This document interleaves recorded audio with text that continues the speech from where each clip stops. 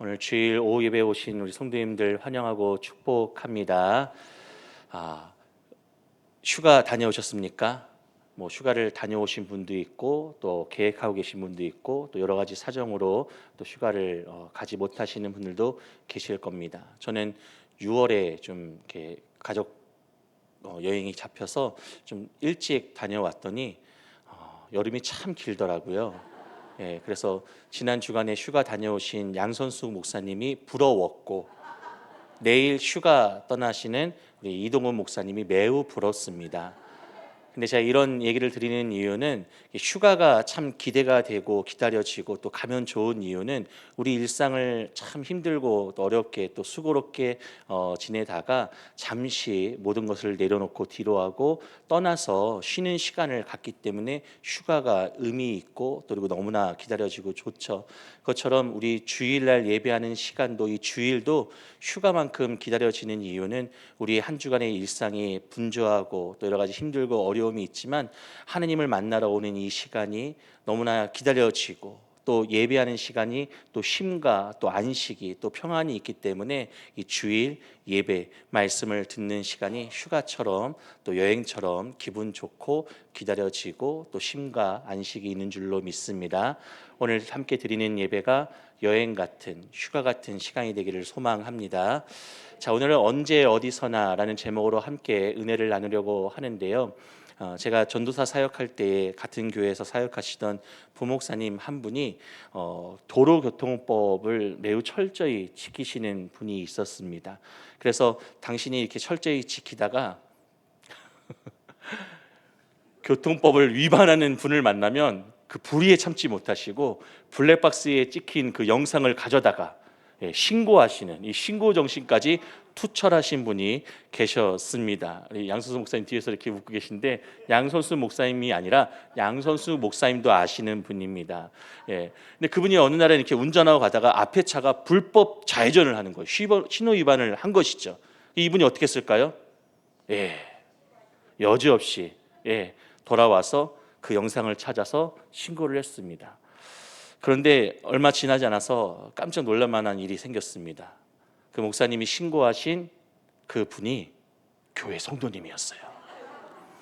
아니 그걸 어떻게 알 수 있나요? 그 차가 일반 승용차가 아니라 그 운영하시는 그 업체 상호가 적혀 있는 승합차였는데 나중에 교회 예배 드리려고 갔는데 예배 주차장에 교회 주차장에 그 차가 떡하니 있고 그 차 주인을 알아봤더니 이럴 수가요. 교회 집사님이셨더라고요. 예. 정말 이렇게 물론 이제 말씀드리지 않고 우리끼리 있을 때만 이렇게 이야기한 것인데요. 이 사실을 알게 되면은 아마 피차간에 좀 민망하고 좀 부끄럽고 불편한 상황이 있지 않을까 싶습니다. 이런 말씀을 드리는 이유는 믿는 성도들은 언제 어디서나 어떤 상황이든지 간에 좀 올바르게 또 정직하게 좀 행동해야 될 필요가 있겠구나라고 하는 생각을 했습니다. 성도님들 어떠신가요? 특히 운전할 때에 막 빵빵 거렸는데 혹 지나가던 제 차가 아니었을까요? 혹시 화가 나서 갑자기 끼어든 차량 때문에 문 열고 손가락질 하려고 했는데 혹시 아는 사람은 아니었을까요? 내가 교회 다니는 줄 뻔히 알고 있는데 직장 동료 그리고 알고 있는 지인들 함께 생활하면서 그 생활 속에서 믿는 자답지 않게 행동하며 다 그냥 알맹이 숙맹이 다 그냥 드러나고 좀 부끄럽고 불편한 그런 감정을 갖게 되는 상황이 있지는 않으셨습니까? 복음 전할 때 가장 전도하기 힘든 대상이 누군지 아십니까? 며느리입니다. 왜 그럴까요? 시어머니 때문에 그렇습니다. 시어머니 때문에 교회 안 나간다라고 하는 며느리들이 꽤 많습니다. 왜 그럴까요? 시어머님이 교회 권사님이신데 교회 수십 년 동안 열심히 다니시고 교회에서 인정받고 봉사하시고 여전도회 연합회 회장에 아주 여러 가지 직함도 갖고 계신데 며느리를 쥐잡듯 하고 시집살이를 얼마나 힘들게 하는지 그 시어머니가 다니는 교회 나는 안 나갈란다 라고 해서 며느리들 전도하기가 참 힘듭니다. 여러분은 어떤 어머니이십니까? 또 가정에서 자녀들이 바라보는 부모 나의 모습은 어떤 모습일까요? 이런 말씀드려 죄송한데 장로님들 자녀들이 이렇게 교회에 잘 안 나오는 경우가 있는데 다행히 우리 교회 장로님들 자녀는 열심히 신앙생활해서 얼마나 감사한지 모릅니다. 그래서 제가 편하게 얘기하는데 많은 교회 장로님들 자녀들이 잘 안 나옵니다. 근데 목회자도 예외는 아닙니다. 참 힘들고 어려운 대상들인데 왜 그럴까요? 집에서 보여준 모습이 다르지 않을까. 근데 우리 교회 장로님들 자녀들은 잘 나오는 거 보니까 교회에서 보여주신 존중만할 존경받을 만한 모습 그대로 가정에서도 자녀들에게 선한 영향을 끼치시는 것 같아 너무나 감동과 도전이 됩니다. 성도님들은 집에서 어떤 어머니 아버지이십니까? 여러분의 모습을 보고 자녀들이 배우고 또 그리고 따라서 함께 신앙생활하고 계십니까? 자녀들이 말씀을 읽는 그런 습관을 보면은 집에서 부모가 말씀 읽는 모습을 보여줬기 때문에 말씀을 읽더라고요. 얼마 전에 중등부 라온이가 1독을 했다고 올렸는데 저는 김명호 지사님 그리고 우미영 지사님 우리 엄마 아빠가 집에서 성경 읽는 모습을 아닌가요? 아니, 너무 부끄러워하셔가지고 저는 믿습니다. 보여주고 가르치고 또 그리고 본 받았기 때문에 읽은 줄로 믿습니다. 기도하러 새벽에 나오는 우리 친구들 요즘에 새벽에 여러분 나와 보십시오. 청소년들 청년들 막 교회에서 잠을 자서라도 새벽 예배 나오겠다라는 마음으로 모여가지고 기도하고 있습니다. 어쩔 수 없이 따라오는 부모님들 없어요. 자녀가 나오려고 하니까 그래 그러면 내가 운전해서 너 데리고 가겠다 하면서 멀리서부터 오는 우리 부모님들 도전과 감동이 됩니다. 성도님들 새벽 예배도 나오시고 수요일 날 수준 높은 설교 들으러 나오시고 금요일 날 그 어느 곳보다도 불금 뜨거운 성령의 임재가 있는 금요 기도에도 나오시기를 바랍니다. 자, 우리가 함께 이렇게 모여서 예배할수록 정말 그 자리가 하나님이 기뻐하시는 믿음의 자리가 될 줄로 믿습니다. 서론이 좀 길었는데 이런 얘기 왜 드릴까요? 우리가 믿는 성도로서 우리 삶 가운데 항상 언제나 좀 그런 모습 믿는 성도다운 모습으로 살아가야 될 텐데 그렇지 못할 때가 있다라고 하는 것이죠. 그리고 반대로 우리가 믿는 성도답게 언제 어디서나 그렇게 살아가면 그것이 선한 영향력을 끼쳐서 우리 주변을 변화시키고 새롭게 하는 영향력이 있음을 여러분 기억하시기를 바랍니다. 여러분 제가 앞서서 우리 성도님들 어떤 이해가 되시도록 잠깐 말씀을 드렸는데 직장에서 우리 학교에서 또 일상 중에서 특히 운전하실 때나 또 앞에 경찰이 있으면 법규를 잘 지키는 순한 양이 되고 아무도 보는 이가 없으면 자기 마음대로 법을 위반하거나 죄를 짓거나 나쁜 행동을 양심에 거리낌 없이 하는 분들도 계실런지 모르겠습니다. 하지만 우리는요 믿는 성도로서 책임감을 가져야 합니다. 어떤 책임감이요? 누가 보든 보지 않든 하나님을 믿는 자로서 우리 삶의 도덕적이고 또 윤리적이고 또 바르고 온전한 삶의 모습들이 책임감 있게 있어야 합니다. 만약 우리가 누가 보든 보지 않든 마음에 내키는 대로 행동을 하게 되잖아요. 그럼 어떤 일이 일어날까요?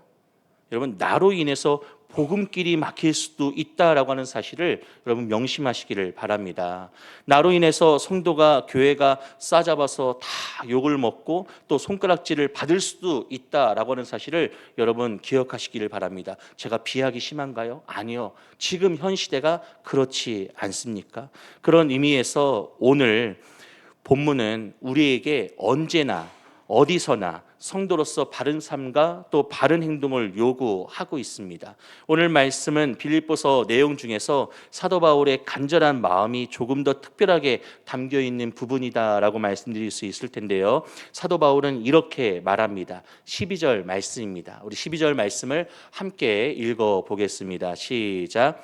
그러므로 나의 사랑하는 자들아 너희가 나 있을 때뿐 아니라 더욱 지금 나 없을 때에도 항상 복종하여 두렵고 떨림으로 너희 구원을 이루라. 아멘. 무슨 말씀인가요? 바울은요 빌립보 교회 성도들에게 뭐라고 말을 하고 있냐면 내가 함께 있든지 지금처럼 내가 옥에 갇혀서 너희들과 함께 있지 못하는 때에든지 너희들이 원래 순종했던 대로 앞으로도 계속 순종을 잘해서 구원을 이루어 가라. 계속적으로 구원을 이루어 가라라고 편지합니다. 저는 이 말씀을 읽으면서 마음에 찔림이 있었습니다. 그것은요. 목회자이지만 저도 믿는 성도로서 믿는 자로서 모든 날 모든 시간, 모든 장소에서 그 모습에 합당한 삶을 하나님 앞에서 살았는가? 혹 때로는 하나님을 의식하고 때로는 하나님을 무시하고 때로는 내 마음대로 내키는 대로 행동하지는 않았나? 그것이 하나님 앞에서 큰 죄임에도 불구하고 그냥 나 스스로 눈을 감고 내가 모른 척 했으니 하나님도 다른 사람들도 모를 거야 하며 애써 정당화시키며 나의 죄를 모른 척 하지는 않았는지 고민하게 되었습니다. 여러분, 우리는 얼마나 자주 다른 사람의 시선 앞에서만 훌륭한 신앙인의 모습을 보이려고 애쓰는지 모릅니다. 교회 안에서 혹은 목사님이나 다른 성도들 앞에서는 최선을 다해서 섬기고 봉사하지만 홀로 있을 때나 세상 속에서 살아갈 때는 우리의 믿음이 쉽게 흔들리고 믿는 자 맞아? 라고 하는 그런 의심마저 들 정도로 믿지 않는 자처럼, 아니 믿지 않는 자보다 더 못한 모습으로 살아갈 때가 있다라고 하는 것이죠. 또한 쉽게 화를 내고 말을 함부로 하며 이 사람이 믿는 사람인가 싶을 정도로 행동하고 다른 사람을 업신여기고 좋지 않은 인격이 드러나는 그런 모습, 여러분 하나님과 상관없는 그런 모습으로 살아가기도 합니다. 혹시 여러분 나의 삶 가운데 안 보이는 데서 내가 정말 믿음으로 좀 있는 자답게 불법으로 신호 위반하지 않고 또 그리고 모르는 사람에게 함부로 대하지 않고 말을 함부로 하지 않고 욕하지 않고 폭력을 휘두르지 않고 숨어서 담배 피거나 술 마시거나 교회와 믿는 공동체 안에서 보이는 데서는 거룩한 척 또 믿음이 있는 척, 신실한 척, 꽤 신앙생활 잘하는 척 살아가고 있지만 그렇지 않은 곳에서는 그렇게 살지 못하고 있는지, 우리에게 이중적인 그런 신앙생활 모습이 있지는 않는지 여러분 하나님 앞에서, 말씀 앞에서 진지하게 고민하시고 점검하시고 또 회개하실 수 있기를 바랍니다. 하나님 앞에서 가식적이고 거짓된 삶의 태도는 주님께서 좋아하지 않으십니다. 그 문제는 분명히 우리의 삶을 좀먹어 힘들고 더 어렵고 악한 길로 이끌어 갈 것입니다. 오늘 바울이 갇힌 중에도 빌립보 교회 성도들을 염려했던 것은요, 바울도 저와 같이 고민하고 걱정했기 때문이었습니다. 그래서 사도 바울이 우리에게 뭐라고 얘기합니까? 나 없을 때에도 라고 특별히 강조를 하는 것이죠. 여러분, 진정한 믿음은요, 저는 이렇게 생각합니다. 언제 어디서든 어떤 상황이든 변함없이 하나님을 경외하는 것, 그리고 하나님을 경외하며 나의 행동과 말을 조심하고 또 하나님의 거룩함을 쫓아서 말씀에 복종하고 구별되고 성결한 삶을 사는 것이 바로 저는 진정한 믿음이다라고 생각을 합니다. 예배할 때만 믿음이 아니고요, 우리 삶 가운데 보이는 나의 진짜 모습이 진정한 믿는 자의 모습이 되어야 한다라고 하는 것이죠. 신앙은 보이는 데서만, 교회 공동체 안에서만 유용한 것이 아니라 보이지 않는 나의 삶 모든 순간에서도 동일하게 이루어져야 합니다. 그래서 바울은 자기가 함께 있든 함께 있지 않든 보이는 곳에서나 보이지 않는 곳에서나 그리고 언제 어디서나 정직하고 또 온전한 믿음의 삶을 살 수 있도록 우리에게 복종하며 구원을 이루라라고 권면하고 명령을 합니다. 여러분 읽으셨던 이 본문 12절 말씀 가운데 복종이라고 나오는데요, 여기서 이 복종은 단순히 맹목적인 순종이 아닙니다.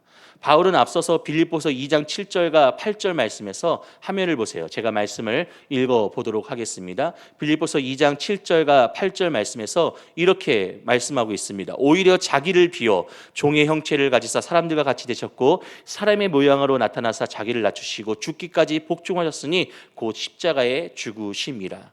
예수 그리스도께서 자신을 비워 종의 형체를 가지셨던 것처럼 자신의 뜻을 내려놓는 것, 하나님의 뜻에 자발적으로 순종하는 겸손한 태도가 바로 복종이다라고 하는 것이죠. 바울은 겸손함으로 하나님 뜻에 복종하라고 말하고 있습니다. 그런 의미에서 여러분 얼마나 복종하고 계십니까?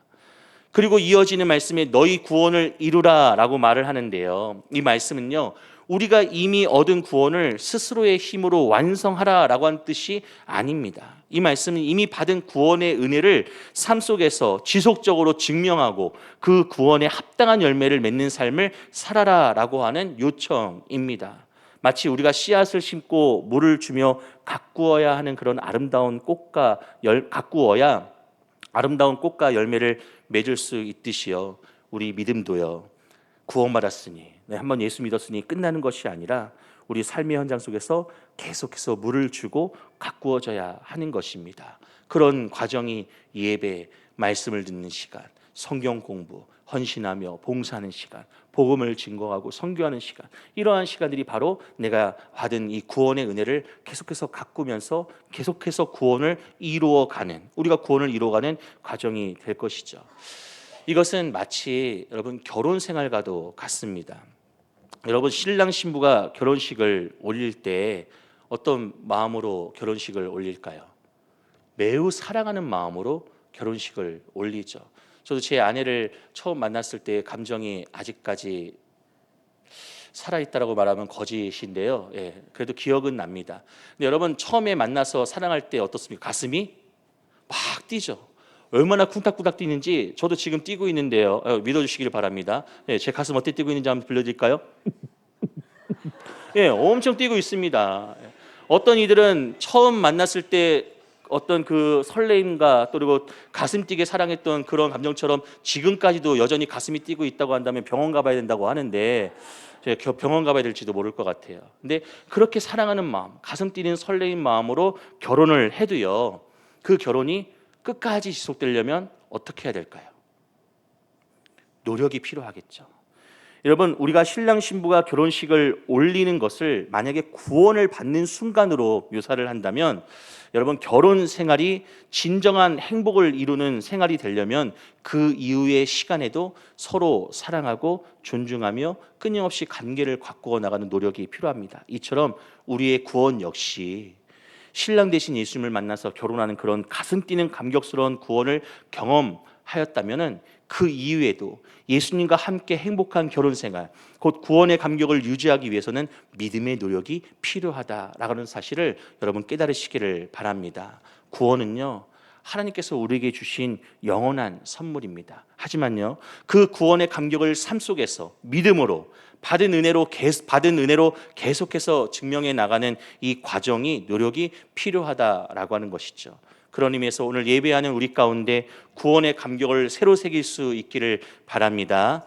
믿음으로 한 주간을 살아가시면서 언제 어디서나 함께 하시는 하나님을 경험하는 복된 여정이 되시기를 축복합니다. 자, 그런데요, 바울은요, 이 복종함으로 너희 구원을 계속해서 이룰 때 이 모든 과정을 어떻게 행하라라고 말을 하냐면요, 두렵고 떨림으로 행하라라고 말을 합니다. 12절 말씀을 다시 한번 읽어 보시겠습니다. 우리 화면을 보고 12절 말씀 함께 읽어 봅니다. 시작. 그러므로 나의 사랑하는 자들아, 너희가 나 있을 때뿐 아니라 더욱 지금 나 없을 때에도 항상 복종하여 두렵고 떨림으로 너희 구원을 이루라. 아멘. 두렵고 떨림으로 너희가 이것을 행하라라고 말합니다. 이것은요, 하나님을 향한 단순한 공포를 의미하는 것이 아닙니다. 하나님을 향한 하나님의 거룩하심과 위대함 앞에서 느끼는 깊은 경외심, 존중, 존경을 의미하는 것입니다. 우리는 하나님의 크신 사랑에 감사하면서도 동시에 하나님의 공의로우심, 그 심판 앞에 겸손하고 조심해야 합니다. 존중해야 합니다. 우리가 보이는 곳에서나 보이지 않는 곳에서, 또 목사님이 옆에 있든 계시지 않든 언제 어디서나 믿음으로 온전히 살아가야 하는 이유가 바로 여기에 있습니다. 왜 우리는 이렇게 살아가야 할까요? 왜 우리는 보이는 곳에서나 보이지 않는 곳에서나 언제 어디서든지 하나님을 항상 경외함으로, 두렵고 떨림으로 우리가 항상 복종하면서 우리의 구원을 이루어 가야 할까요? 그것은요, 13절 말씀에서 그 이유를 우리에게 밝히 알려줍니다. 13절 말씀도 함께 읽습니다. 시작. 너희 안에서 행하시는 이는 하나님이시니.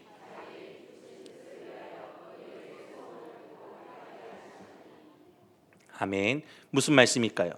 우리 안에서 하나님의 기쁘신 뜻에 따라 결단하고 행동하게 하시는 분이 누구시라고요? 하나님이시다. 우리 안에서 우리가 정말 하나님의 기쁘신 뜻을 따라 결단하고 행동하게 하시는 분이 내가 아니라 하나님이시다라고 하는 말씀이에요. 우리는 우리의 힘으로 복종하고 구원을 이루는 삶을 살 수가 없습니다. 그럴 만한 능력이 없습니다. 순간순간 우리 연약함이 끊임없이 죄 가운데로 죄를 짓게끔 합니다. 우리는 한순간도 단 한순간도 하나님을, 말씀을, 성령님을 의지하고 붙들지 않고는 살아갈 수가 없습니다. 그래서 우리 안에서 역사하시는 분은 바로 하나님이시다. 우리가 그분을 의지하고 그분을 붙들고 믿고 따르고 살아가야 한다라고는 사실을 여러분 믿으시기를 바랍니다. 그 하나님께서 지금 우리 안에 선한 소원을 두시고 그 소원을 따라, 소망을 따라 행할 수 있는 힘과 능력을 주십니다. 이것은 우리가 신앙생활에서 겪는 어려움들을 이해하는데 큰 위로가 돼요. 우리가 연약하여서 넘어질 때 우리는 스스로 일어서기 힘듦을 경험합니다. 너무나 힘들고 어려울 때 기도가 나오던가요? 안 나오더라고요. 그때 기도해야 되는데 기도가 나오지 않고 끙끙거리면서 힘들고 어려움만을 감정적으로 다 토해낼 수밖에 없습니다. 정말 잘 걷지 못하는 아이가 넘어졌을 때 울면서 엄마하고 아빠하고 부르는 것처럼 우리가 그 힘들고 어려움 속에서 하나님을 찾습니다. 그럼 우리 손을 잡고 누가 일으켜 세워주십니까?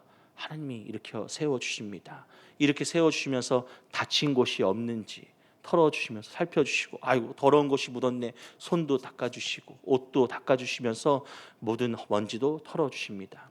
그분이 바로 우리 안에서 그 선한 일을 행하시는 그분이 하나님이심을 믿으시기를 바랍니다. 그래서 우리는 스스로의 힘으로 일어서려 하기보다 우리 안에 계시는 하나님께 도움을 구하는 것이 더 중요합니다.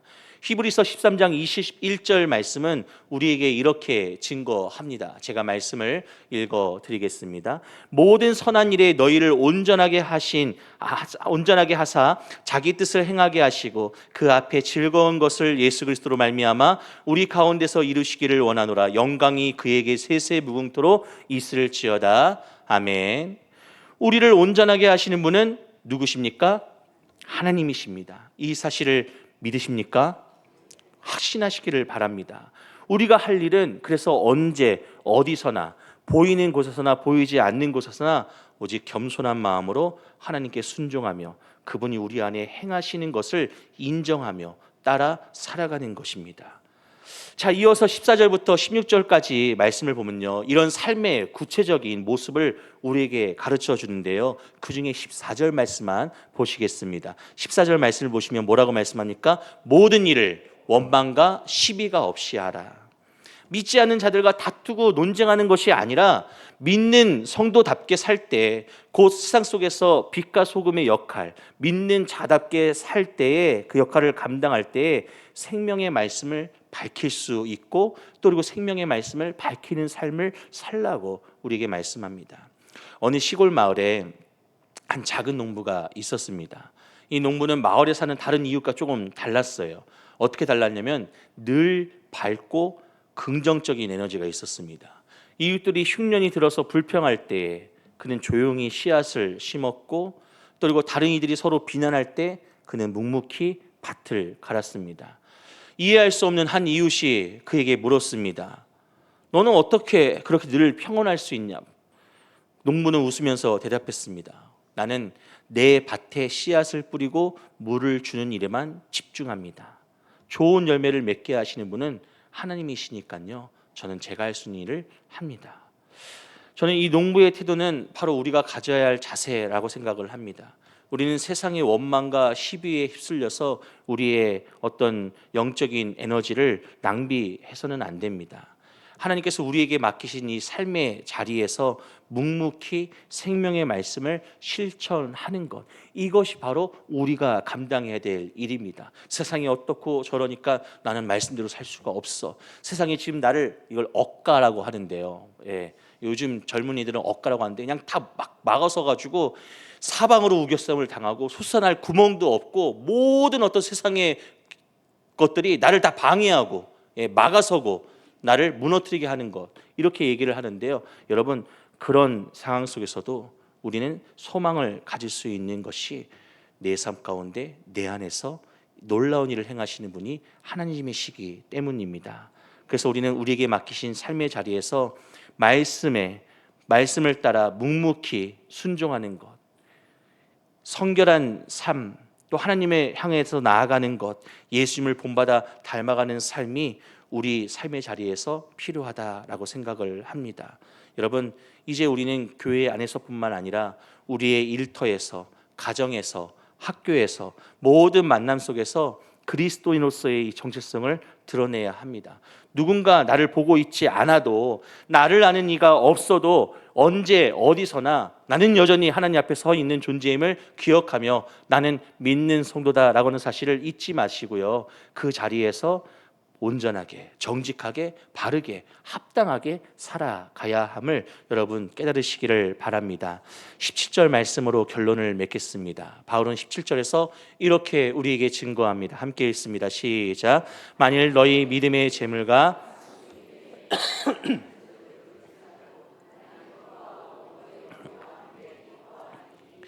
아멘.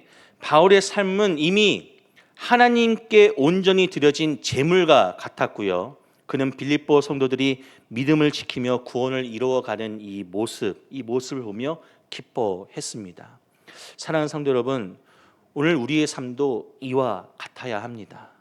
우리의 수고와 헌신은 결코 헛되지 않을 것입니다. 보이는 곳에 한 것이나 보이지 않는 곳에서 누가 알아주지 않아도, 누가 보지 않아도 한 것을 하나님은 다 보고 계시고 아십니다. 그래서 우리가 언제 어디서나 믿음을 갖고 살아가면은 하나님께서 언제 어디서나 우리와 함께 하시고 복을 허락하여 주심을 여러분 믿으시기를 바랍니다. 물론 복 받으려고 언제 어디서나 믿음을 갖고 살아가는 것이 아닙니다. 믿는 성도라면 응당 보이는 곳에서나 보이지 않는 곳에서나 모습이 동일해야 합니다. 언제 어디서나 나의 어떤 육신의 능력이 막 혈기가 막 드러나는 것이 아니라 하나님의 말씀, 생명의 말씀, 내 안에 하나님께서 선한 일을 행하시니 그분을 따라가는 나의 삶이 그대로 그런 모습으로, 온유한 모습으로, 사랑이 풍성한 모습으로, 정직한 모습으로, 평안이 가득한 모습으로 드러나야 할 것입니다. 여러분, 이것이 우리가 얻은 구원의 열매이고요, 세상에 비추는 빛입니다. 이러한 삶을 살아갈 때 우리는 삶의 모든 순간이 하나님께 드리는 아름다운 제물이 될 줄로 믿습니다. 오늘 하루, 아니 우리의 모든 삶 속에서 나 없을 때에도, 보이지 않는 곳에서도, 언제 어디서나 변함없이 복종하며 두렵고 떨림으로 구원을 이루어가는 아름다운 삶을 살아가시기를 바랍니다. 그 삶의 중심에 항상 하나님이 나와 함께 계심을 기억하며 오늘도 승리하시는 우리 모두가 될 수 있기를 예수님의 이름으로 축복합니다.